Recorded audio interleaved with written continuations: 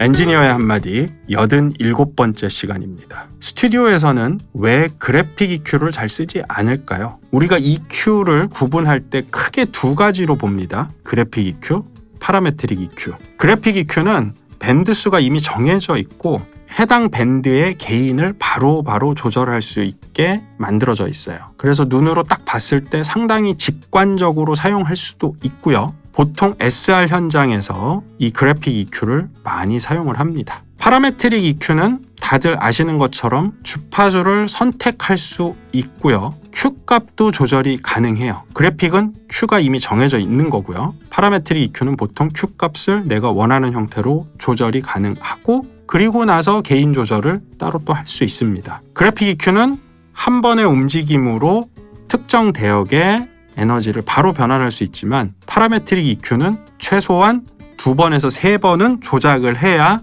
그 특정 대역의 에너지를 조율할 수 있어요. 자, 이렇게만 바라보면 그래픽 EQ 당연히 스튜디오에서 쓸 때 많지 않을까라고 생각할 수 있는데 믹스 과정에서 좀 사용해 보려고 하면 애매할 때가 되게 많아요. 간단한 예를 들어보면 보컬의 어떤 그 답답함, 미들 대역의 답답함이 지금 250Hz 때문에 생기는 문제일 확률이 높은데 근데 제가 받은 소스는 지금 들어보니까 250보다는 180이나 190, 200, 220 이런 데가 오히려 더 답답하게 들린단 말이죠. 근데 그래픽 EQ를 딱 열어서 보니까 애매하게 주파수가 걸쳐 있는 거예요. 180을 조율하려고 봤더니 그래픽 EQ에는 뭐 160Hz만 컨트롤할 수 있다거나 220Hz를 건들고 싶었는데 그래픽 EQ에서 보니까 210Hz를 건들 수밖에 없거나 이런 상황들을 자주 보게 된다라는 거죠. 그래서 결과적으로 파라메트릭 EQ를 통해서 내가 정확하게 제어하고 싶은 주파수 대역을 먼저 선정을 하고 그리고 Q 값도